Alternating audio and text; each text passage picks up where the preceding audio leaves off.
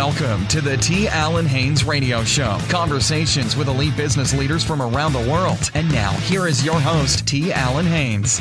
Welcome back to the show. We've got a great guest for you today. We've got Jeff Tennery, and he is the founder and CEO of Moonlighting. And Jeff has spent over 25 years in senior executive leadership roles at Verizon, AT&T Wireless, nTelos, and Millennial Media. And Jeff has spent the past year moonlighting, helping friends and co-founders on nights and weekends build the first on-demand mobile marketplace. And prior to founding Moonlighting, Jeff served 7 years as the Senior Vice President, Business Development and Global Monetization for mobile advertising leader Millennial Media.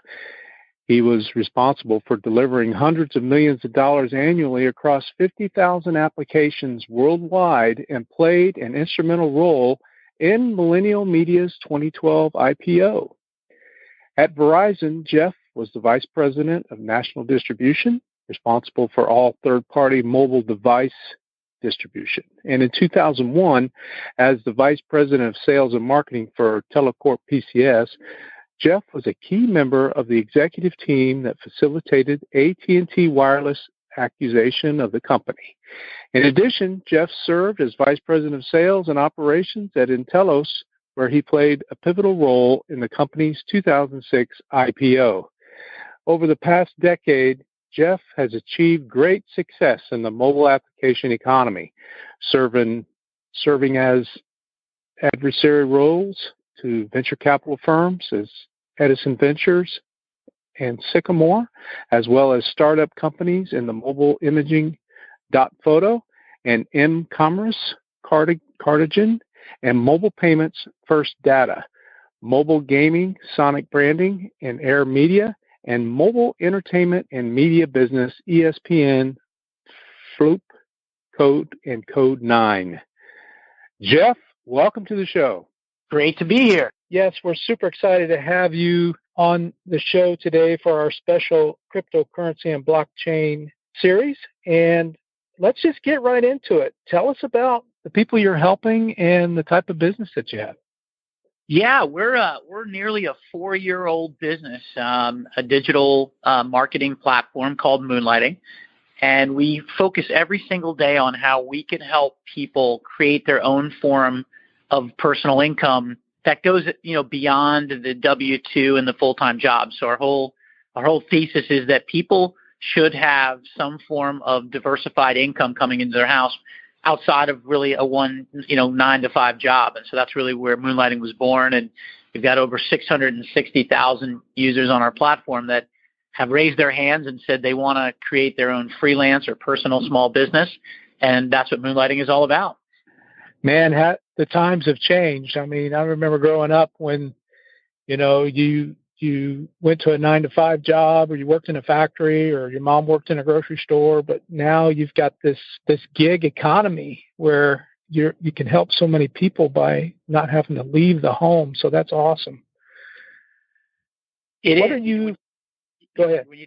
When you think about it, mobile technology has just, proliferated throughout the entire world. And so mobile technology, digital technology has opened up, the door for people to, moonlight or freelance really at any time, at any given place, can do it from anywhere. And that's really what we've taken advantage of with Moonlighting is that big mobile movement and on-demand movement for people to use their mobile phone to be able to conduct work from anywhere in the world. That's awesome. Yeah, I think the first computer was big enough to fit in a room, and now you've got that capacity in your hand now. So outstanding. Read about what you do and your background, but tell us what led you to this field and what prompted you to do what you're doing? Yeah, I am a father of 5, and back in 2008 when the market, certainly went off the rails and job and unemployment spiked, I freaked out. My wife was pregnant with our 5th child, and I vowed at that time, I was at a startup that ended up being very successful, but at the time it looked very bleak for a lot of the same reasons that any particular company was facing back then when the market crashed. So I made a commitment to myself that my next company that I would start, I would do something that would not only be able to help myself, find a job very quickly. We're located in a small town in Virginia called Charlottesville, Virginia, which has sadly been on the news quite a bit over this past weekend from last year's events. But it's not one of the mobile digital technology meccas of the world, which is what my background is. So I wanted to build a mobile application that can work anywhere at any given time and help people promote their skills, let people know that they're available to be hired, and take advantage of what I think is this on-demand economy of where people are, fairly impatient and want things done more readily and more quickly. And hiring is no different. And so my colleagues and I started to moonlight on the side of our full-time jobs, and we started building the platform. And we said, wow, if we could do this, then why not look to empower others to be able to do the same? Such a great entrepreneurial vision. Kudos for you for having that vision. Along the way, Jeff, was there someone that influenced you and inspired you? Yeah, there's been, I'm 50 years old now, and I've worked in, large corporations, and I've worked at venture-backed startups, and I've helped raise money for a lot of smaller companies. But I was very much, each step along the way, you kind of get influenced. I definitely had some great mentors. I worked at Verizon and AT&T for a lot of years, and realized that the corporate world wasn't for me, which is kind of playing in nicely to the freelance gig economy, that we support today. I had a very influential founder of the previous company I worked with called Millennial Media, a gentleman by the name of Paul Palmieri. And Paul was a great inspiration just because he's a great entrepreneur and great vision. And he also had no fear. I think that's one of the things that you need to learn, how to overcome your deepest, darkest fears when you start a company, because there's always those moments when you wonder if you're going to actually make it. And so he was definitely an inspiration.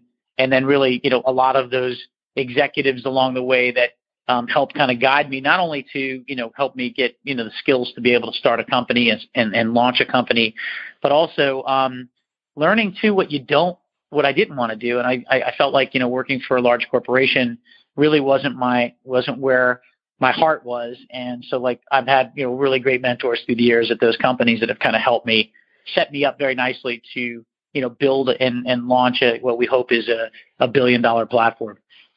Beautiful. Great story. Thanks for sharing that with us. Let's talk about that a little bit. Fear. That seems to be top of the, why people don't do things. Can you share with us how you actually got past that? Well, I tell you, I fear every day because I've got 12 eyeballs on me every single day with 5 kids and my lovely wife. So fear in a lot of ways, like anything else, I think if you talk to whether, Steve Jobs, the late Steve Jobs, and other great entrepreneurs, fear is the great motivator. It's the adrenaline that actually carries you to levels, to be able to perform at levels that you otherwise might not have performed at. So again, my fear factors happened back in 2008 when I felt like I was going to lose my job and I had mouths to feed. And I think when people can figure out how to spin or turn that fear into action and being able to put something productive in place based on that fear, that's where, if you think about some of the greatest inventions of the world and great companies of the world, have all been born out of some level of fear. And fear of failure, right, is probably the one that every entrepreneur loses sleep about. But to me, I have a fear factor largely because of the size of my family and the bills that I have to look at every single day when I come home from work. Exactly. Would you say failure is your friend? I mean, would you encourage people to get out there and fail quickly, as they say? Yeah, and people look at moonlighting from the outside in, and it's easy. We've been the press and the media have been very, very good to us because I think they see that we're not your atypical company where we're just trying to be a technology company and we're going to build it and then try to sell it. We've taken a very mission-based approach with moonlighting to literally try to help inspire and empower people to be in their own business, and that. Most people have the skills and have the talent. It's the fear that holds them back. And moonlighting is essentially a toolkit We were called by Forbes the Swiss Army knife of the gig economy. That's a really flattering analogy. And we look at it and take that very seriously. What are the tools that people need to build their own business? Typically, most people start their successful businesses by moonlighting or doing something on the side first to test the waters. And then they branch out and they find a little success and a little traction. And then next thing you know, they go from the basement or the garage or the coffee shop into, an office building or creating a real company. And that's how some of the best companies are born. But it starts with that spark and that overcoming of fear. That's really what we look at, is how to help people and tell them it's okay. Moonlighting in a lot of cases had a lot of negative connotations, because people are like, oh, you can't, the old, you can't work two jobs, or of course your full-time employer doesn't want you moonlighting because it takes away from maybe your job. And we don't feel like that's the case, especially with technology. We think people could absolutely maximize their work week and optimize it. The 40-hour work week has become the 50, 60, 70-hour work week. And we have a theory here at Moonlighting where we don't want people really to go beyond 40 hours, because a lot of cases you don't really get rewarded by the corporations and the companies that you're working for to go overtime. And you might as well invest those precious hours over the 40th hour in yourself. In fact, I started writing a book. I haven't completed it, called The 41st Hour, where I just believe that the 41st hour of every week should be something that you're investing in yourself. And that could be work. It could be doing other kind of activities and hobbies, but that time needs to be yours. And, I think that's really important for this whole concept of moonlighting. Perfect. Yeah, I know. I've been an entrepreneur all my life, but I did 20 years in the Navy, and I was always, when I had the ability, I was always moonlighting or doing something on the side to help make ends meet. So that brings us to, I'm sure you read a lot of books. Well, what book out there really inspired you? Yeah, it's been one of late, and I have to, literally, it's one that I read coming back from London after kind of, getting beat up by some international investors, which, is always the case. When you're raising money, there's always a challenge of, being able to overcome rejection, right? And how do you actually create that? So the book that I like, and I think it's been very influential, and I just read it recently, is called Pitch Anything. And it's really kind of this idea around, I think it's by Oren Klaff. Yep. I'm probably mispronouncing that. But it's one that, it was a quick read, and it was perfect for my flight back from London. And it really kind of, after getting beat up a little bit and a bit rejected, or dejected, I found that book to be really helpful in me securing additional financing and learning how to become better at storytelling and being able to tell the story of moonlighting in a way that would get people to want to invest. And so it's a great book. I encourage really anyone that, especially entrepreneurs, the hardest thing is to raise money. And, we could talk about the cryptocurrency piece in a bit, and ICOs and such, but it really is a great read for people that are going to go out there and are trying to find that starting point to be able to raise money to get their idea off the ground.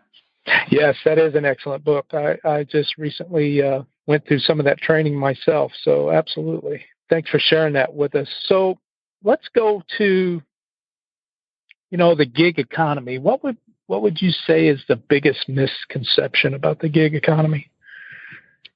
Well, I think the biggest misconception of the gig economy is that it's well organized, and that, in my opinion, I think the gig economy is really nascent. I think a lot of people think it's farther along. So in my estimation, there are lots of different companies, and moonlighting included, but there's really not been any, I'll say, big time winners outside of maybe Uber or even Airbnb, which address, transportation and housing, which, are two of the, are the biggest, the biggest ticket items to address with the gig economy. But I think the rest of the gig economy is still very early and very nascent. And I think that, there's just a lot of different platforms and marketplaces that are trying to address it. Craigslist is the one that we were called Craigslist without the creepiness when we were first starting out moonlighting. And I chuckled at it, but I was kind of a bit like, I don't know if I should be insulted or not. I mean, and to me, Craigslist gets a bad rap because of, I think, some of the creepiness involved with it that people joke about. But really what Craigslist is all about was really kind of that open and freedom for anyone to participate. It was, Craigslist is very inclusive, as opposed to exclusive for a lot of the other marketplaces that are highly fragmented. So I always describe the gig economy. I feel like we're in like the top of the third inning of a baseball analogy. It's early. I think Uber and Airbnb have set the stage for what people say could be successful in this space, but a lot of people have tried to copy the Uber model for various, whether it's TaskRabbit or delivery or whatever. But I don't think that really there's been any other winner that has, been able to, figure out the right business model along to go with it, because they're all fragmented. They don't work everywhere. They're too capital intensive to copy what Uber did. So I think the biggest misconception is I think that the gig economy is mature, or that I think there's a lot of participants trying to figure out how to solve the problem to make it more credible and to get more people on mainstream involved with the gig economy. And I think that will clearly only happen when one thing is overcome. And I think trust is the biggest issue. Trust is a challenge when, whether it's trusting the home that you're going to rent, if it's Airbnb, or knowing who your driver is from Uber, that could still very well, be someone that you don't want to do business with. Trust is the biggest issue. And it kind of segues into why Moonlighting is making a big move into blockchain, which we think overcoming the trust, challenge for the gig economy will only come when you have, more trusted profiles and more trusted hires and more trusted recommendations and, more trusted background checks. And I think all of those things will happen. And we have a very, we're excited about the plan we're putting forward, which is to make Moonlighting, the first, scaled blockchain platform that really addresses the trust issue. Perfect. Can you describe for us someone who's actually used the platform and has, overcome some of these obstacles that are preconceptions about the gig economy? Could you share that with us? Yeah, I mean, we have, as you'd imagine, we have over 660,000 users and lots of success stories, and they range. The other thing that with Moonlighting we wanted is we didn't want to be very niche-y or too niche to exclude anyone. We have people, and we joke, like we have like fire jugglers and stilt walkers from the circus that use it to find, work to do parties, to accountants, attorneys, photographers, and other trade types of offerings. But I think the success stories that we see the most, and there's some really triumphant and heroic ones, is we have a lot of what we call Moonlighting moms. And these are mothers that are utilizing mobile technology using Moonlighting to promote their skills, and also have a work-life balance so that they can manage the household and the family. And I think those are probably the more inspiring ones, because you see women that are doing everything that they're women who went to get law degrees and have practiced law and left that to go have a family and now looking to get back in. And there's those types of tales. And then a lot of them are single moms.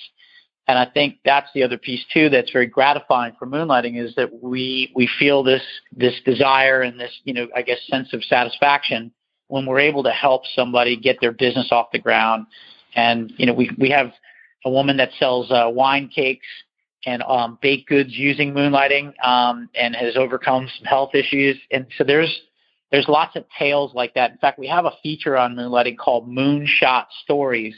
It's new. It's still kind of early for it, but it's similar to crowdfunding that you'd see from a Kickstarter or a GoFundMe. But we do it around the most inspiring stories on Moonlighting that people using it, and that they need a little bit of assistance. They might need to raise a little bit of money to help get their business rolling. And we have really interesting stories there that are inspiring and show other people that they too can freelance and they can start their own business. And that's what's really exciting about Moonlighting. That's excellent. I understand that you're moving into the blockchain technology. Could you share with us where that's heading? Yeah, absolutely. We made the decision this time last summer when all the cryptocurrency and the ICO market was really, kind of taking off and people were very excited about it. We looked at it carefully and said, while it would be great to, create a currency and raise money or get revenues in that way, we looked at the core technology of blockchain and we said we need to solve and make sure that using blockchain makes sense for us and that it's not just about the financial side. So we said, okay, when we looked at the technology and we studied it, that we went right to what is the biggest issue holding back people from being in the gig economy, and from the gig economy going from the top of the third inning to the bottom of the ninth. And that really came around trust. And so this goes back to making sure your profiles are trustworthy and verifying things like your education and your certification and licensing, making sure your reviews and recommendations are done in an authentic way. We love that idea. That's what we're doing. And like, we have 660,000 user profiles. We want to make sure not only is that information authentic, but it's also secure, and putting that on the blockchain and having smart contracts supporting profiles makes a lot of sense, and security, and not having what happened to Facebook and other companies that are not using blockchain today. So we love that. And then we really like the idea when we took a look at then the cryptocurrency side and the payments and the transaction side. We really like the idea of using a token that could be used to make payments peer-to-peer, buy our services and participate in our marketplace. And then we love the idea of a rewards program that we are going to introduce at the end of this year, early next year, which is rewarding the very users of the platform with a form of cryptocurrency that could give them even greater benefit for their commitment in using the platform. Excellent. So yeah, it plays a great role in what you're trying to do there. So I understand you're in pre-sale, the pre-launch of your ICO. We are. We've taken a couple different tacks over the course of the year, and I think we've been just trying to monitor the market. We had come out with the earlier this year with the idea we were going to do a utility token. We've been spending a lot of time with top counsel here in the Washington, D.C. area, and felt like the utility token in the United States, and given some of the SEC's guidance, wasn't the right move. We are in a pre-sale now for a token that we're looking at that has more of a security attributes to it, and we just announced that last month and are currently accepting investments now on that. And excited because part of why we're also interested in blockchain and cryptocurrency is our platform is growing internationally. We'll be launching Canada next week. We'll be launching in the UK shortly after that. And then we have our interest from Latin America and Asia for us to bring the platform forward. So we love the idea because I think cryptocurrency becomes the great neutralizer of country to country type of hiring, and it makes it easier for people to participate. So we love the idea of having our token cross borders and work into so people can conduct business without having to go through the exchange rate, which could be very expensive and takes a lot of money out of the pocket of the freelancer. So the idea for us is to support our international growth by conducting this token sale, and then making sure that we scale the platform with blockchain profiles so that they're more secure and they're more authentic. Awesome. Well, congratulations on that. If the listeners want to find out more about Moonlighting and your token sale, what would be the best way for them to do that? Yeah, if you're just interested in Moonlighting just from a business perspective and, either hiring, we don't talk about it enough, but hiring is really easy to do with Moonlighting, and we need more people to come to Moonlighting looking to hire. We have so much interest, as you'd imagine, on the work side, but we always need people to come and, hire these great and most talented freelancers. So moonlighting.com. So it's simple, moonlighting.com. And I always joke, not the 1980s Bruce Willis and Sybil Shepherd show, but moonlighting. Yep. And if you want to learn about our blockchain plan and participate in our token sale, you can visit STO, so for security token offering, or STO.moonlighting.com. Perfect. Well, thank you very much for providing this great information and an opportunity for others to start and grow a business and help them do the things that they need to do. So thank you very much. Thank you. Really appreciate you taking the time to get to know Moonlighting. You have a great day. Awesome. Well, there you have it for this edition of the show. We'll see you. Thanks for listening to the T. Allen Haynes Radio Show with T. Allen Haynes. Conversations with elite business leaders from around the world. We will see you next time on the T. Allen Haynes Radio Show.